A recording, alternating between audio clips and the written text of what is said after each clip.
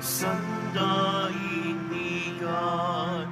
Awitan ng Panginoon at purihin ang kanyang ngalan. Ipahayag ang kanyang pagliligtas sa lahat ng panahon.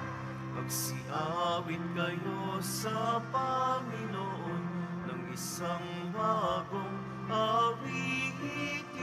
Magsiawit kayo sa Panginoon, buong sandaigdigan.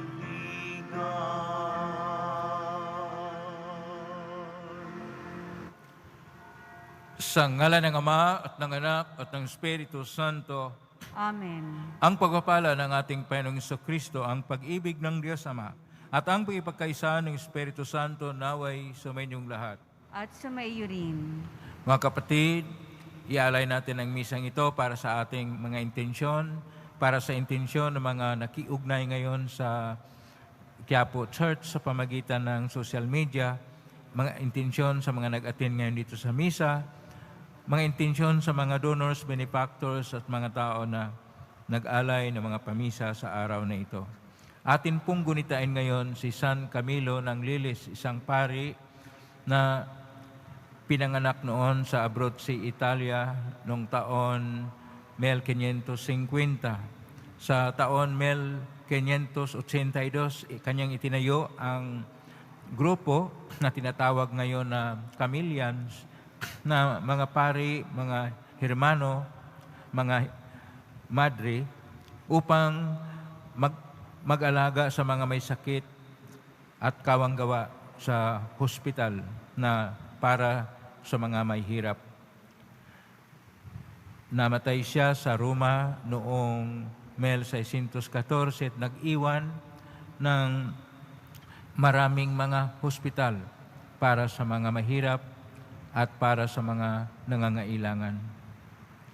Sa atin pong mga pagbasa ngayon, atin pong tunghayan ang una, ang paalaala kay Haring Ahaz ni Propeta Isaya na siya'y maging matapat sa Panginoon. Ang ating Panginoong Diyos ay ang pong Isus Nazareno, ating Panginoong Diyos ay pinaalahanan ang mga taga-Corazin at Bethsaida at Capernaum na sila'y magbabalik loob upang sila ay mapasa Diyos pag hindi sila ay maparusahan. Kinakailangan natin ang tunay na pagkilala sa kabutihang loob ng Diyos at magsisisi tayo sa ating mga kasalanan. Kaya dumulog tayo sa iyong Panginoong nagpapatawad ng lubos. Sinugong tagapagpagaling sa mga nagsisisi, Panginoon, kaawaan mo kami. Panginoon, kaawaan mo kami. Dumating na tagapag-anyayang mga makasalanan ay magsisi, Kristo, kaawaan mo kami. Kristo, kaawaan mo kami. Nakaluklok ka sa kanan ng Diyos Ama para ipamagitan kami, Panginoon, kaawaan mo kami. Panginoon, kaawaan mo kami. Kaawaan tayo makapangyarihang Diyos. Patawarin tayo sa ating mga kasalanan at patnubayan tayo sa buhay na walang hanggan. Amen. Manalangin tayo. Ama naming makapangyarihan, ginawaran mo ang paring si San Camilo ng natatanging kaganang loob mo para lingapin at pagmalaskitan ang mga may sakit. Pakundangan sa kanyang kagitingan. Pagdaluin mo sa amin ang espiritu ng pag-ibig upang mapaglingkuran ka namin sa katauhan ng aming mga kapatid at sa sandali ng aming pagpanaw. Kami makaharap sa iyo ng may matatag na kalooban sa pamagitan ni Jesucristo kasama ng Espiritu Santo magpa sa walang hanggan. Amen. Magsiupo po ang lahat. Pagbasa mula sa aklat ni Propeta Isaías. Nang kapanahunan ni Akas, na anak ni Hutam at apo naman ni Uzias na hari ng Huda, ang Jerusalem ay sinalakay ni Rezin, hari ng Syria, at ni Pika, anak ni Remalias, hari ng Israel. Ngunit hindi sila nagtagumpay. Nakaabot sa sambahayan ni David ang balitang nagkasundo ang Syria at ang Israel. Kaya't ang hari gayon din ang buong bayan ay nanginig sa takot na animoy mga punong kahoy na inuugoy ng hangin. Sinabi ng Panginoon kay Isaias, isama mo ang iyong anak ni Hasub at salubungin ninyo si Akas. Matatagpuan ninyo siya sa may dulo ng padaluyan ng tubig mula sa tipunan ng tubig sa itaas, sa daang patungo sa bilaran ng damit. Ganito ang sabihin mo sa kanya, humanda ka, pumanatag ka at huwag matakot. Huwag masisira ang loob mo dahil sa nag-aalab na puot ni Rezin ng Syria at anak ni Remalias. Ang dalawang iyan ay parang dalawang kahoy na umuusok, ngunit di nagdidingas. Nagbalak ng masama laban sa iyo ang Syria, ang Israel at ang anak ni Remalias, at kanilang sinabi, lusubin natin ang Huda, pasukuin natin at sakupin at papaghariin natin doon ang anak ni Tabeel. Akong Panginoon ang nagsasabing hindi ito mauulit, pagkat ang Syria ay mahina pa sa Damasco na punong lungsod niya, at ang Damasco'y mas mahina pa kaysa Haring Rezin. Ang Israel naman ay mawawasak sa loob ng 65 araw. Malakas pa sa Israel ang Samaria na kanyang punong lungsod, at ang Samaria ay hindi lalakas kaysa kay Haring Pika. Ikaw ay mapapahamak pag hindi nananatili sa iyong pananalig sa Diyos. Ang salita ng Diyos. Salamat sa Diyos. Ang Diyos ang siyang nagtatanod sa kanyang banal na lungsod. Ang Diyos ang siyang nagtatanod sa kanyang banal na lungsod. Dakila ang puon, dapat papurihan. Sa lungsod ng Diyos, bundok niyang banal. Ang bundok ng Siyon, tahanan ng Diyos, ay dakong mataas na nakalulugod. Ang Diyos ang siyang nagtatanod sa kanyang banal na lungsod. Bundok sa hilaga, nagalak ang dulot. Sa lahat ng bansa nitong sansinukob. Sa piling ng Diyos, ligtas ang sinuman sa loob ng muog ng banal na bayan. Ang Diyos ang siyang nagtatanod sa kanyang banal na lungsod. Itong mga hari ay nagtitipon-tipon upang sumalakay sa bundok ng Siyon. Sila ay nagulat nang ito'y mamasdan, pawang nagsitakas at nahintakutan. Ang Diyos ang siyang nagtatanod sa kanyang banal na lungsod. Ang nakakatulad ng pangamba nila ay ang pagluluwal ng butihing ina. Sa hanging amihay kanyang winawasak, ang naglalakihang barkong naglalayag. Ang Diyos ang siyang nagtatanod sa kanyang banal na lungsod. Magsitayo po ang lahat. Alleluia, Alleluia, Alleluia. Dinggin ninyong lahat ngayon ang tinig ng Panginoon sa loob na mahinahon. Alleluia, Alleluia, Alleluia. Sumainyo ang Panginoon. At sumaiyo rin. Ang mabuting balita ng Panginoon ayon kay San Mateo. Papuri sa iyo, Panginoon. Noong panahon yon, sinambatan ni Jesus sa mga bayang ginawa niya ng maraming kababalaghan sapagkat hindi sila nagsisisit tumalikod sa kanilang mga kasalanan. Kawawa ka, Corazin, kawawa ka, Bethsaida, sapagkat kung sa Tiro at Sidon ginawa ang kababalaghang ginawa sa inyo, malao na sanang nagdaramit ng sako at naupo sa abo ang mga taga-roon upang ipakilalang sila'y nagsisisi. Ngunit sinasabi ko sa inyo, sa araw ng paghukom ay higit na mabigat ang sasapitin ninyo kaysa sasapitin ng mga taga-Tiro at taga-Sidon.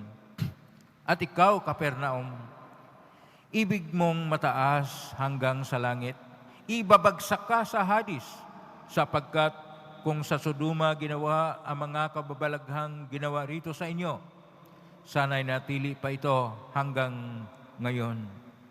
Ngunit sinasabi ko sa inyo, sa araw ng pahukom ay higit na mabigat ang ipaparusa sa inyo kaysa dinanas ng Sodoma.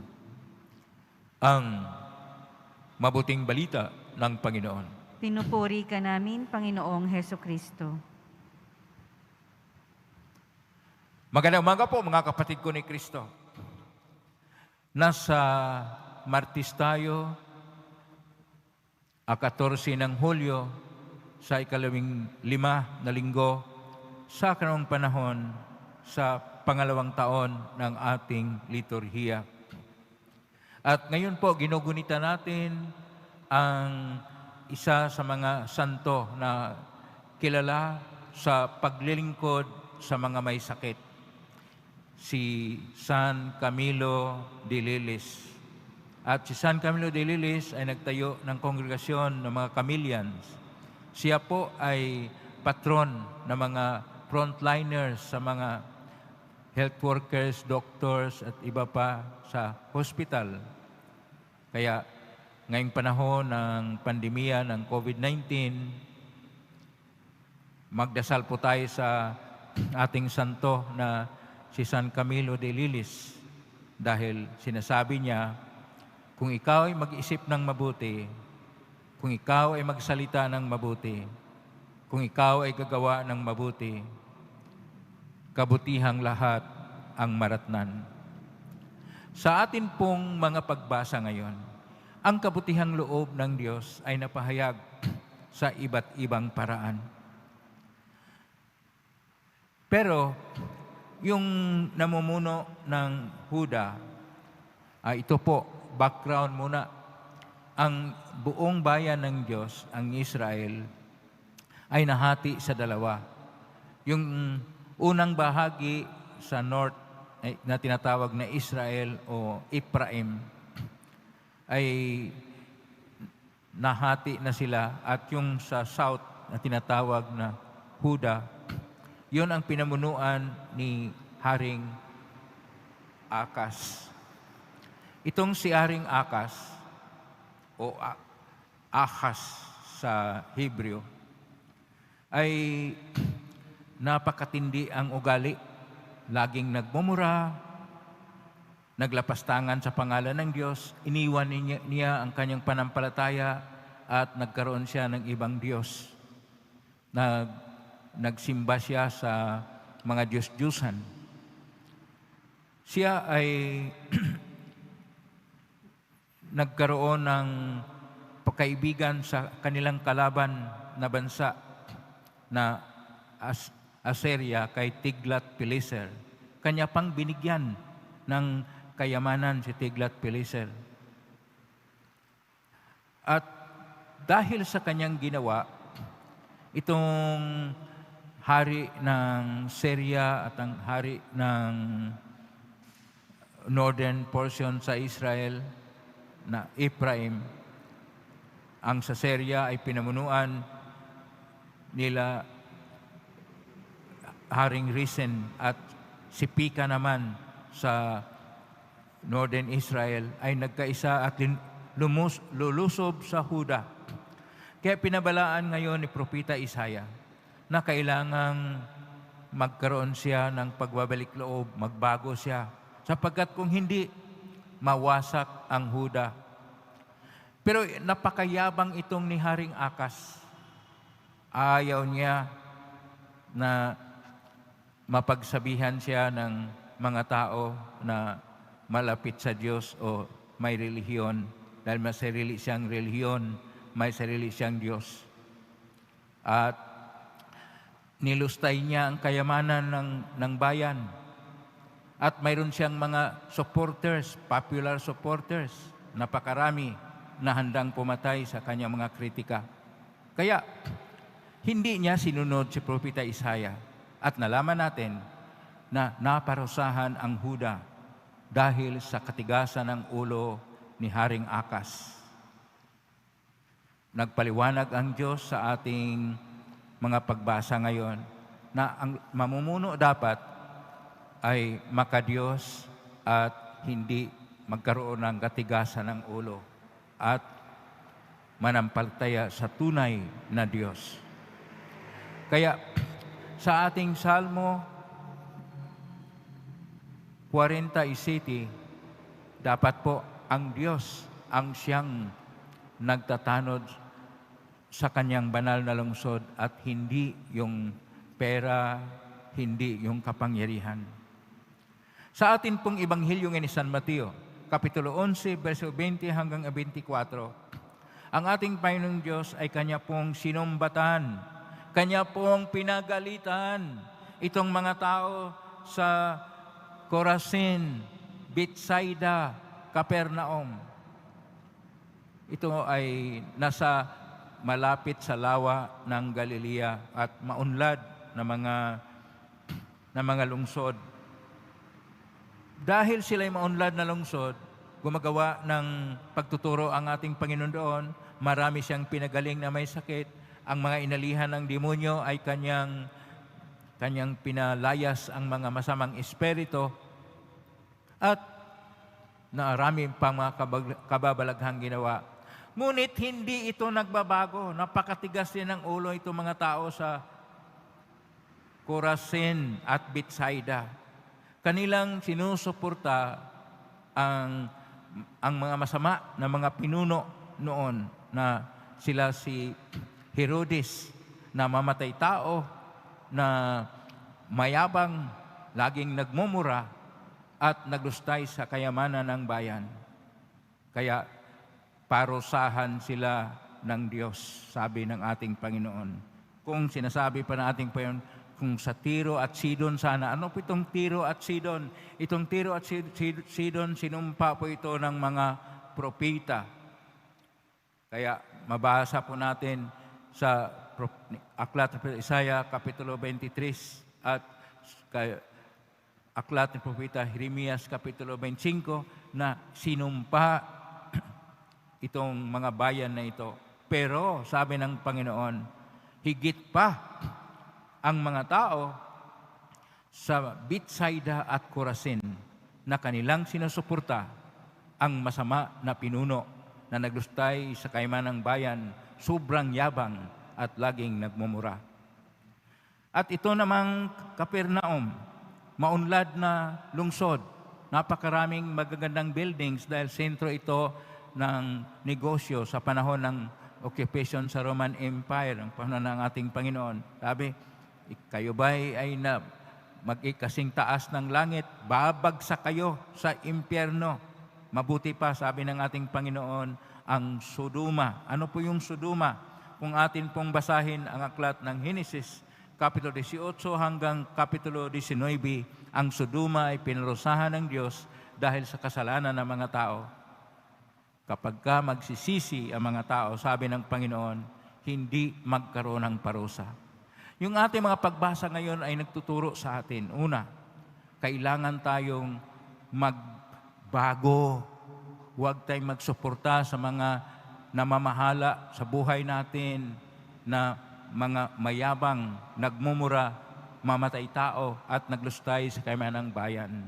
Bagkus tayo ay para sa Diyos at mapahayag ang kabutihan ng Diyos. Kailangan natin ang pagsisisi ng ating mga kasalanan upang ating maharap ang lahat ng mga problema sa buhay, gaya ng mga pandemya, mga sakit, mga hamon, lahat ng mga pagsubok sa buhay ay ating maigpawan kapag tayo'y nanampalataya sa Diyos. Dahil ang Diyos ay mabuti.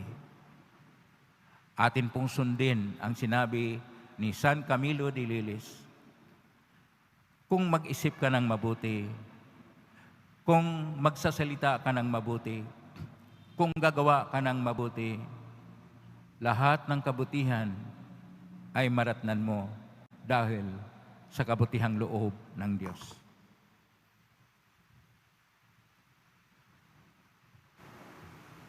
Magsitayo po ang lahat.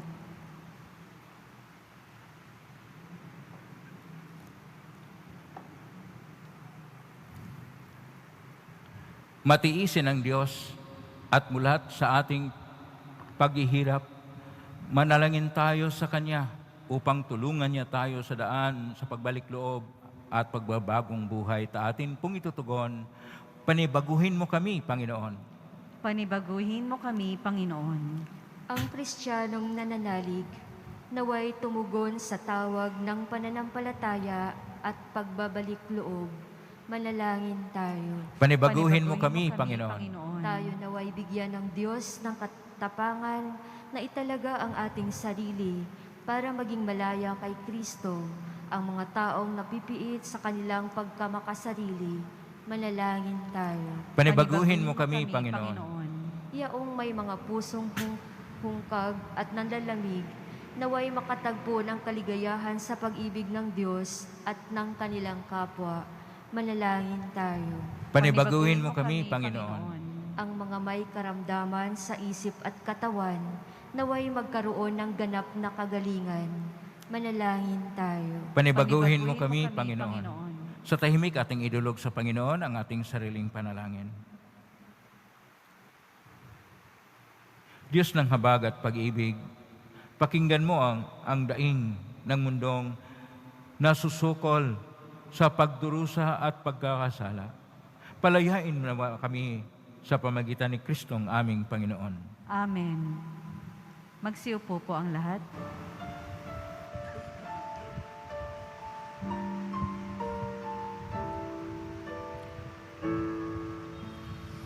Kunin mo, O Diyos, at tanggapin mo ang alak at tinapay na handog ng pag-ibig sa gisag naming bayan mo. Ang handog na ito ay babaguhin mo, magiging katawan at dugo mo. Mula sa iyo kaloob na ito, muli ay handog sa iyo. Patnubayan mo, paghari ang lahat, ayon sa kalooban mo. Magutos ka, Panginoon ko, dagling tatalima ako. Ipagkaloob mo lamang na magbago ako, sa wakas matulad sa'yo. Magsitayo po ang lahat. Manalangin kapatid upang paghahain natin ay kalugdan ng Diyos amang makapangyarihan. Tanggapin nawa ng Panginoon itong paghahain sa iyong mga kamay, sa kapurihan niya at karangalan, sa ating kapakinabangan, at sa buong sambayanan niyang banal. Ama naming lumikha, tanggapin mo mga alay ng iyong bayan, at ipagkaloob mong kaming gumugunita sa ginaganap ng iyong anak, sa kalakhan ng kanyang pag-ibig, ay mapatatag ng halimbawa ng mga banal, sa pamagitan ni Kristo kasama ng Espiritu Santo, magpa sa walang hanggan. Amen. Sumainyo ang Panginoon. At sumaiyo din. Itaas sa Diyos ang inyong puso at diwa. Itinaas na namin sa Panginoon. Pasalamatan natin ang Panginoong ating Diyos. Marapat na siya ay pasalamatan. Ama naming kapangyarihan, tunay marapat na ikay aming pasalamatan. Sa pagpaparangal sa iyong kabutihay, lagi mong pinalingaw-ngaw sa iyong sambayanan ang pagkakaroon ng mga kaanib na maasahan at tapat tulad mo sa pananagutan, upang mabunga ang pagpupunyagi ng anak na sa iyong pag-ibig kami makatulad. Ang banal na tao ay tumutulong sa lahat sa pagbibigay halimbawa't panalangin wagas. Kay kaysa namang Helis si awit ng papuri sa humpay sa kalangitan, kami nagbubunyi sa kadakilaan. Santo, Santo, Santo, Panginoong Diyos na makapangyarihan, napupuno ang langit at lupa ng kadakilaan mo. Hosana sa kaitaasan. Pinagpala na pari rito sa ngalan ng Panginoon. Hosana sa kaitaasan. Magsiluhod po ang lahat. Ama naming banal, ikaw ang bukal ng tanang kabanalan. Kaismitan ng Espiritong Banal, makaloob na ito upang para sa amin maging katawan at dugo ng aming Panginoong Kristo. Bago niya pinagtiisang pusang loob na maging handog, hinawakan niya ang tinapay, pinasalamatan kanya, pinaghati-hati niya yon, iniabot sa kanyang malagad at sinabi, "Tanggapin ninyong lahat ito at kanin. Ito ang aking katawan na ihandog para sa inyo."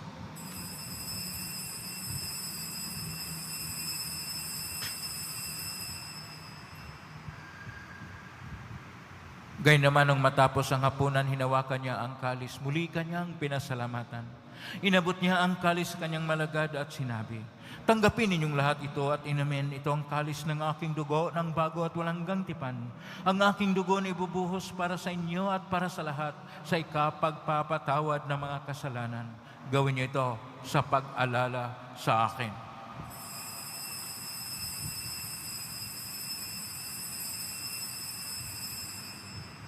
Magsitayo po ang lahat. Ang misteryo ng pananampalataya. Si Si Kristo'y namatay, si Kristo'y nabuhay, si Kristo'y babalik sa wakas ng panahon. Ama, ginagawa namin ngayon ang pag-alala sa pagkamatay at ng pagkabuhay ng anak. Kaya inialay namin sa iyo ang tinapay na nagbibigay buhay at ang kalis na nagkakaloob ng kaligtasan. Kami nagpapasalamat at kami narapat na tumayo sa harap mo para maglingkod sa iyo. Isinasamo namin kami magsasalo-salo sa katawan at dugo ni Kristo ay mabuklod sa pagkakaisa sa pamagitan ng Espiritu Santo. Amalingapin ng simbahang laganap sa buong daigdig. Pususin mo kami sa pag-ibig kaisa ni Francisco na aming Papa, ni Broderick na aming tagapangasiwa ng Tanang Obispo at ng Tanang Kaparian. Alalahanin mo rin mga kapatid naming nahimlahi, may pag-asang sila'y muling mabuhay, ganin ang lahat ng mga pumanaw. Kaawaan mo sila at patuloyin sa iyong kaliwanagan. Kaawaan mo'y dapatin kaming lahat na makasalo siyang buhay na walang wakas. Kaisa na Malabirin Maria, na Ina ng Diyos, ng kabiyak ng puso niyang San Jose, kaisa ng mga apostol, ni San Juan Bautista, ni San Camilo de Lilis, ni San Rafael, ni San Roque, ni San Lorenzo Ruiz de Manila, ni San Pedro Calungsod, at ng lahat ng mga banal na namuhay dito sa daigdig ng kalugod-lugod sa iyo. May pagdiwang nawa namin ang pagpupuri sa ikarangal mo sa pamagitan ng anak naming Panginoong Kristo. Sa pamagitan ni Kristo kasama niya at sa Kanya, ang lahat ng parangal at papuri ay sa iyo, Diyos Amang makapangyarihan, kasama ng Espiritu Santo, magpa sa walang hanggan. Amen. Sa tagubilin, magagaling na utos sa turo ni Jesus na Panginoon natin at Diyos, ipahayag natin ang lakas loob. Ama namin, sumasalangit ka, sambahin ang ngalan mo, mapasa amin ang kaharian mo, sundin ang loob mo dito sa lupa para ng sa langit. Bigyan mo kami ngayon ng aming kakanin sa araw-araw. At patawarin kami sa aming mga sala, para papatawad namin sa nagkakasala sa amin. At huwag mo kaming pentulot-tukso, at iadya mo kami sa lahat ng masama. Hiling namin kami iadya sa lahat ng masama, pagkalooban ng kapayapaan araw-araw, iligtas sa kasalanan at sa lahat ng kapahamakan, samantalang aming pinanabikan ang dakilang araw ng pagpapahayag ng tagapagligtas naming si Kristo. Sapagkat iyo ang kaharian at ang kapangyarihan at ang kapurihan magpakailanman. Amen. Panginoong Kristo, sinabi mo sa mga apostol, kapayapaan ang iniiwan ko sa inyo, ang aking kapayapaan ang binibigay ko sa inyo. Tunghayin mo nga ang panampalataya at huwag ang pagkakasala. Pagkalooban mo kami ng kapayapaan at pagkakaisa ayon sa kalooban, kasama ng Espiritu Santo, magpa sa walang hanggan. Amen. Ang kapayapaan ng Panginoon ay laging sumainyo. At sumayo rin. Magkwenta ng kapayapaan sa isa't isa. Kapayapaan. Kordero ng Diyos na nag-aalis na makasalanan ng sanlibutan, maawa ka sa amin. Kordero ng Diyos na nag-aalis na makasalanan ng sanlibutan, maawa ka sa amin. Kordero ng Diyos na nag-aalis na makasalanan ng sanlibutan, ipagkaloob mo sa amin ang kapayapaan. Magsiluhod po ang lahat.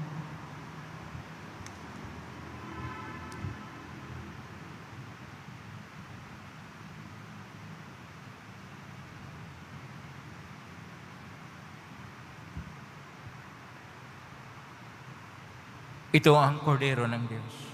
Ito ang nag-aalis na makasalanan ng sanlibutan. Mapalad ang mga inaanyayahan sa piging ng kordero. Panginoon, hindi ako karapat-dapat ang patuloy sa iyo. Ngunit sa isang salita mo lamang ay gagaling na ako.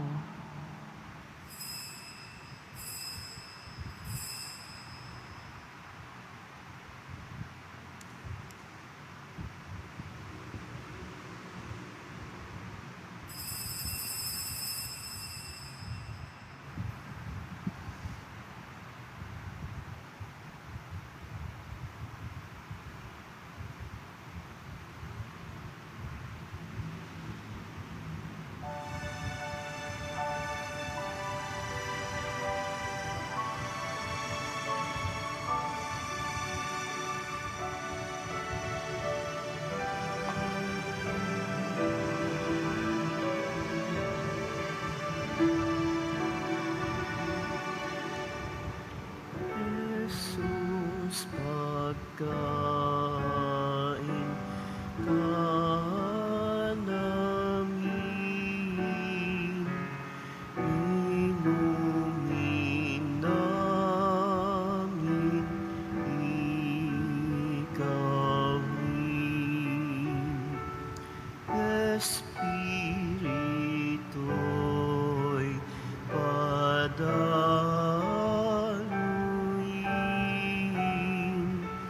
sisigla na ang damdamin.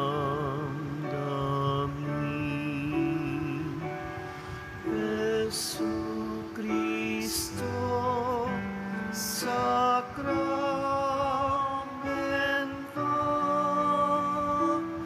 pag-ibig mo ay totoo. Pag-ibig mo ay totoo.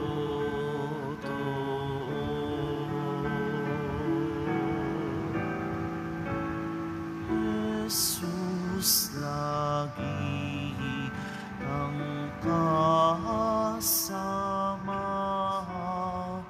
sa paglilingkod sa kapwa, sa hirap at sa ginhawa.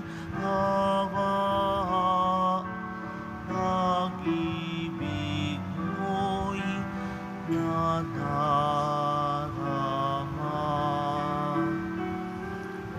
Jesucristo, sakramento,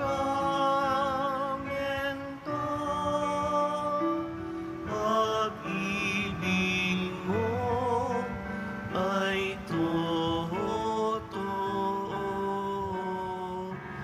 Pag-ibig mo ay totoo.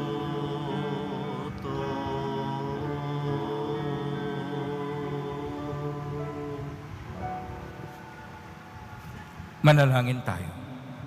Ama naming mapagmahal, kaming mga nakinabang ay dumalangin makasunod kay San Camilo de Lelis na nag-ukol ng pagsamba sa iyo sa paglingkod sa kapwa-tao sa pamagitan ni Jesucristo kasama ng Espiritu Santo magpa sa walang hanggan. Amen.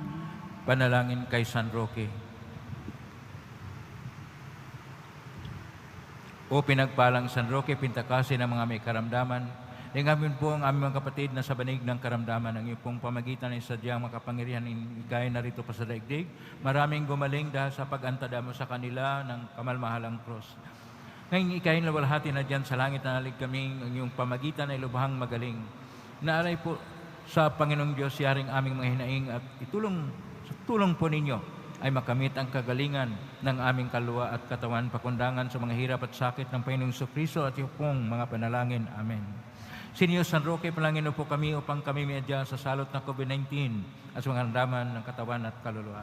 Sinyo San Roque, palangin po kami upang kami meadya sa salot ng COVID-19 at sa mga karamdaman ng katawan at kaluluwa.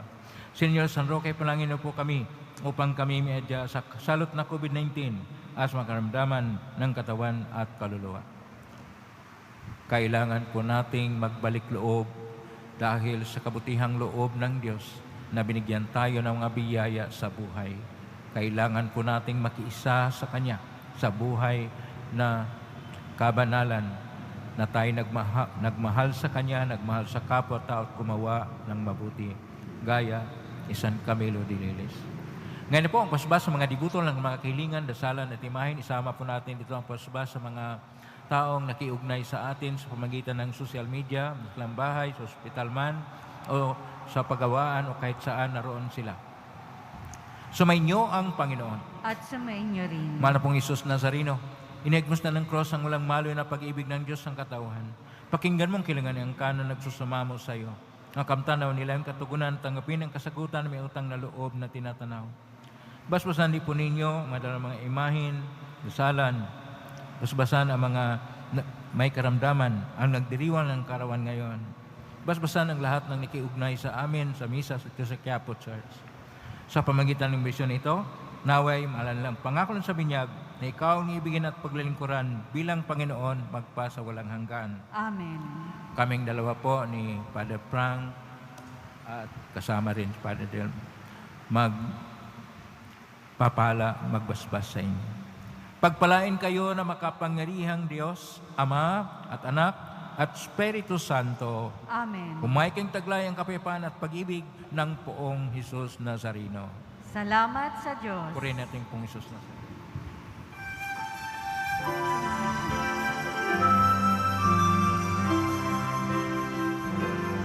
Nuestro Padre Jesús Nazareno, sinasamba ka namin,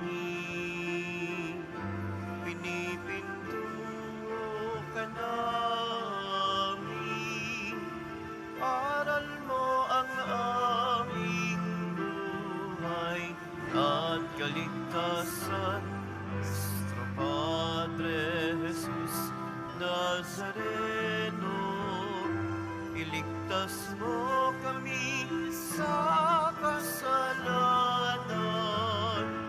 Ang krus mong kinamatayan ay sagisag ng aming kaligtasan. Nuestro Padre Jesus Nazareno, ninarangal ka namin. Nuestro Padre Jesus Nazareno, nilulwalhati ka namin. Nuestro Padre Jesus Nazareno, ninarangal ka namin. Nuestro Padre Jesus Nazareno,